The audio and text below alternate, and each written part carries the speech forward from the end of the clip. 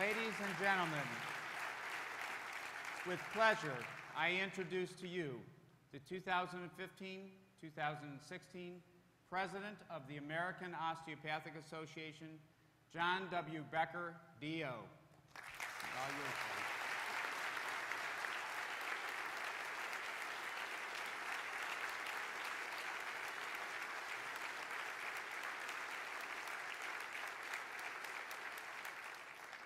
Thank you. I am extremely honored and proud to become the 119th President of your American Osteopathic Association, and I pledge to you all of my best efforts during this next year. I want to take a minute and I want to thank Congressman Joe Heck, D.O., for his great work as Master of Ceremonies. And in addition, Joe, you're now qualified to run for the U.S. Senate.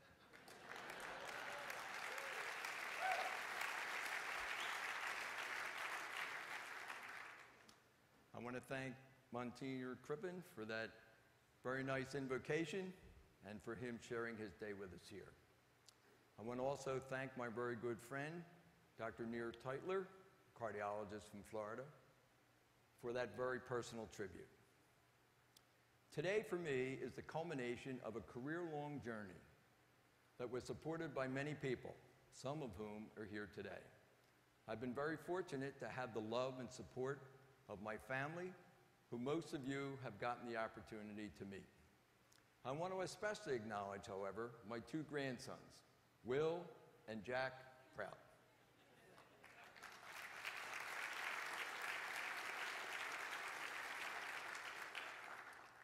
Now I would ask my wife of 45 years, Paula, to join me on stage for a few minutes.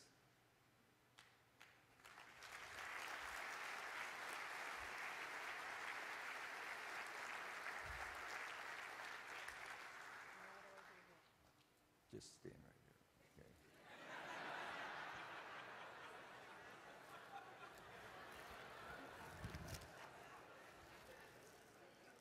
There you go. No, you have to stay there. She didn't want to be up here, can you tell? Well, in addition to the debt I owe the osteopathic profession for my career in emergency medicine, the most special gift that the profession has given me is my lovely wife, Paula.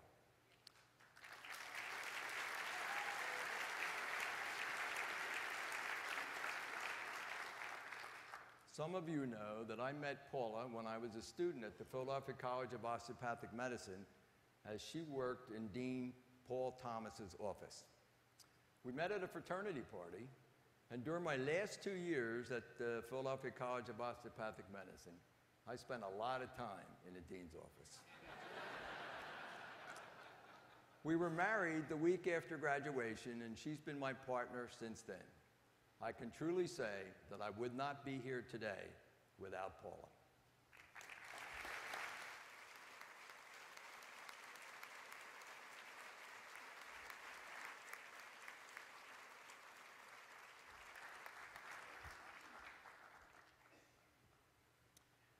As I look back at my career, there are a few individuals who had a significant impact on making me the physician I am today.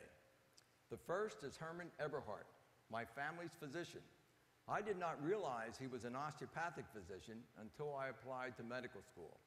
He encouraged me to apply to osteopathic schools, and for that, I am eternally grateful. The second was Dr. Thomas M. Rowland, Jr., the president of the Philadelphia College of Osteopathic Medicine from 1974 to 1984. Dr. Rowland sponsored emergency medicine as an academic department and the development of the emergency medicine residency program. Next is Bruce D. Horton, D.O. I don't know if the picture's up there. Okay. I had asked Dr. Horton to come here today, but I don't see him. Anyway, I got his picture, so we're all set here. Okay. Dr. Horton had the vision in 1975 to organize and develop the American College of Osteopathic Emergency Physicians to become an affiliate of the AOA, and in 1980 to petition the AOA to recognize the American Osteopathic Board of Emergency Medicine. I thank Dr. Horton for all that he has done for the profession. Additionally, I want to acknowledge two former colleagues who are no longer with us, Robert Hambrick, DO, and Robert Aronosian, DO. Both were mentors and fellow emergency physicians who worked to develop recognition and training of emergency medicine in Illinois and Michigan when I was doing the same in Pennsylvania. They were both influential in my career. There were two administrative people who greatly contributed to my success. For most of my career at the Philadelphia College of Osteopathic Medicine, my capable administrative assistant was John Mariano. Prior to working at PCOM, John was the director of the Philadelphia's Emergency Medical Services System. At PCOM, he administrated the academic department and the student curriculum, and he helped with the residency program for more than 20 years. John tried to retire at age 72, then again at 75, and finally, when he turned 80, I let him retire. Rose Lentz started as my secretary at PCOM, then became the residency coordinator, first at PCOM and then briefly at Albert Einstein, until Doctors Kaczynski and Spivak stole her to go to St. Barnabas in the Bronx. But when I went to Atlantic City, I stole her back as my executive assistant. Rose always kept me on track. Now I would like to acknowledge the vision and accomplishments both nationally and internationally of Bob Uhas during his year as president. Bob, thank you for everything that you've done for our profession and providing me a template to follow to lead our profession to greater heights next year. Thanks to you.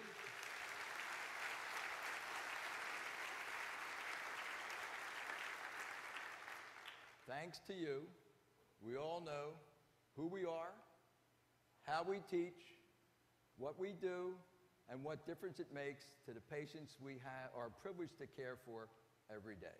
Thank you, Bob.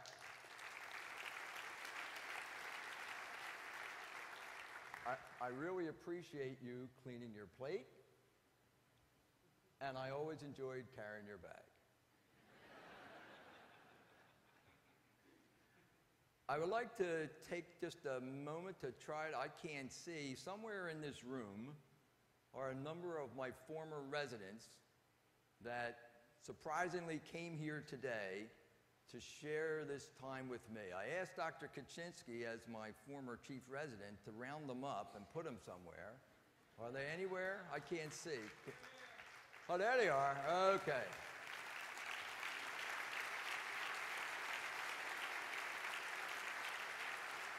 I want to thank all of you for taking the time to come share this time with me. I really appreciate it. Thank you very much.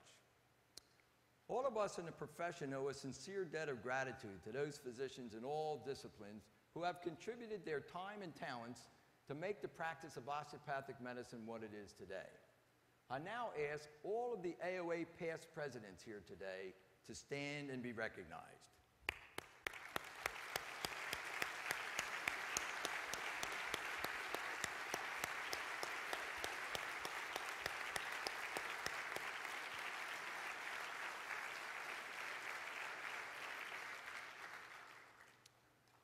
I also want to express my gratitude to every member here of the osteopathic family for your continued time and dedication to promote your osteopathic profession. Over the last 40 years, our profession has grown from 5 schools to 34 colleges of osteopathic medicine in 43 locations throughout the United States.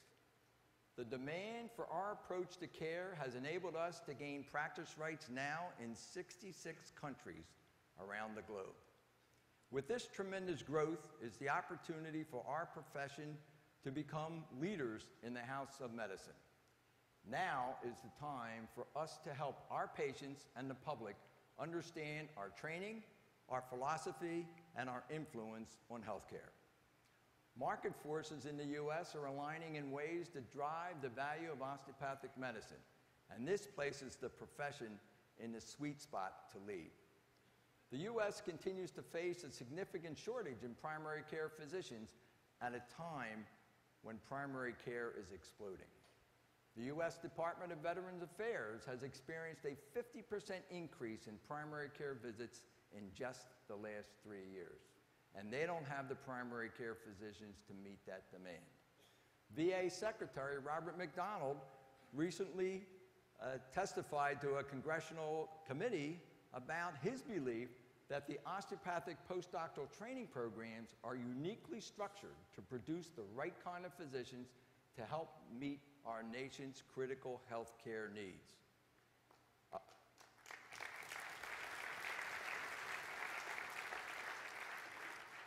Approximately 60% of DOs practice in primary care fields, and many train in community-based programs, the kind of care that helps improve quality and reduce cost.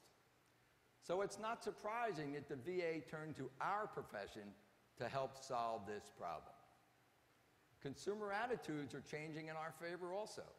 There's a confluence of what osteopathic medicine offers and what patients are seeking today. As you heard, the AOA just completed market research indicating our patients appreciate holistic and high empathy approach to care. And they value the opportunity for a strong physician-patient relationship that helps them to live healthier lives. When you look at where medicine is moving in the United States, it is clear that our training model is distinctive and aligns with public demands. Taking into account all the above and looking at the healthcare system in the U.S. today, we are well aligned to advance the osteopathic approach to care. With more than 40 years in emergency medicine, I have seen it all. From resuscitations of critically ill and injured patients, some of whom did not survive, to a precipitous delivery of a healthy newborn, and everything in between. Every situation demands your full attention and leadership from the very moment you enter the room. This has taught me how to build and empower a care team to motivate, engage, educate, and yes, kick some tail when needed to get the best results for our patients. Although the AOA is not the emergency department, my long-term involvement confirms the profession has its own care team. We have a well-qualified board of trustees, experienced bureau, council, committee members, a dedicated CEO and her staff, a great physician membership, and an energized student membership. Every member of our care team works together to get the best results, in this case for the longevity, health, and vitality of the profession. Our team is not only poised for success, we're demonstrating each day we know how to work together to achieve what we once thought to be impossible or daunting. We're getting more agile as we look ahead. I'm energized to begin my presidency at this time because my training and experience stresses the importance of preparing for the unexpected. On Friday, Dr. Juhas reminded us of the incredible results we have achieved in the implementation of our strategic plan and told us there's still more to do. And earlier today, Dr. Angeloni implored us to be visionaries in honor of Andrew Taylor Still. And I couldn't agree more. Now is the time for us to lead. During this next year, as your president, it will be my great honor to advance the strategic plan and ensure we remain focused on meeting this unprecedented demand for our expertise and training. First, we must continue to raise awareness. During the past year, as I traveled around the country, DOs and our students continued to express concerns that the public does not understand who we are. Our launch of our multi-year brand awareness campaign at OMED this year will help us raise the visibility among the public. However, we will all need to be accountable as leaders for supporting and amplifying this campaign. While each of us might have different words to explain our profession, ultimately we can sum it up in a few simple sentences. DOs matter because we focus on patients, not just illness and injury. We partner with our patients to help them get and stay well. When they are ill, we deploy the best medicine, surgery, and osteopathic treatment to help our patients heal. We are trained to consider the health of the whole patient. This has been our heritage since the days of Andrew Taylor Still. In my current clinical practice in urgent care, daily we post a listing of our staff on duty. This list prompts some patients to ask me, what is a DO? And this provides me the opportunity to educate an average of 10 patients every day I work. This is just one example of how easy it can be to engage and promote the profession. Throughout this next year, I will champion full engagement of our state and specialty affiliates and AOSET and SOCI to help implement this effort in cooperation with the AOA Communications Department. In addition, we will work with SOMA and COSGP to help our students promote osteopathic medicine in conjunction with all of their other activities. By working together as one profession, we are growing as a powerful and influential force in the House of Medicine, and this is truly exciting. Second, we must continue to expand our research capacity to demonstrate the impact of osteopathic medicine. As you know, we're expanding our research capacity to understand the impact of osteopathic medicine in 6 areas: pain management, chronic diseases and conditions, musculoskeletal injuries and prevention, the impact of OMM and OMT, osteopathic philosophy, and research on the profession. Under my leadership, we will fund investment in this work to support the Council on Research's collaboration with our colleges and other researchers in the profession to develop 4 pilot projects in these focus areas. In addition, the restructuring of the JAOA under the guidance of Editor-in-Chief Robert Orenstein will help us to further disseminate the scientific basis of osteopathic medicine, both here in the U.S. and internationally. Third, expand our high-quality capacity to deliver graduate medical education. I could not be more pleased with our achievements this past year to strengthen and expand osteopathic graduate medical education. Our work continues as we implement the transition to the single accreditation system for graduate medical education in the ACGME. The AOA remains committed to developing new residency programs in all disciplines with an osteopathic focus throughout the United States. We have an incredible opportunity to share the tenets of osteopathic medicine with MDs through the ACGME training programs. Fourth, our commitment to increase advocacy.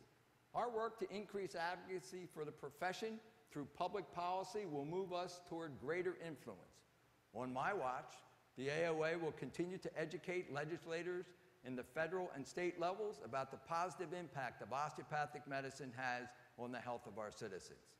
It will be an honor for me to advocate for the appointment of DOs to public and private organizations to ensure our voice is well represented in areas affecting our patients and our physicians. And of course, I'm committed to ensuring fiscal responsibility. Maintaining fiscal responsibility remains essential to ensure we have funds available to invest in these priorities because it's critical for our long-term sustainability. The results from a recent survey of DOs and students will help us understand what they want and need from the AOA. A new task force will be created to examine member value and our existing dues structure so we can ensure the AOA is delivering relevant offerings that will meet the current and future needs of our profession. And last, but certainly not least, now that we've addressed GME, the natural evolution of this effort is to consider market expansion for board certification. I'm intrigued with the idea that our certifying boards can have a tremendous opportunity to certify MDs who complete osteopathic-focused training. To this end, my year will include leading an effort to initiate the design of strategies that will address market expansion. Wow, now that's a lot of work. But I'm so thrilled to have the opportunity to work alongside you and the AOA Care team to get all of this accomplished in the next 364 days.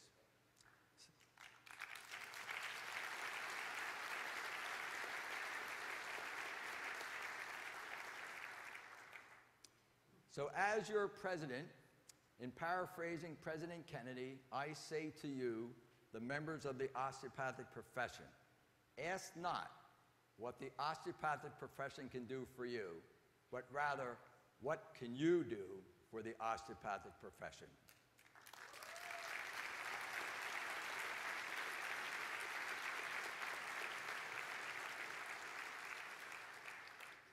What we can do for our osteopathic profession is to stand up and tell the world why we are proud to be osteopathic physicians.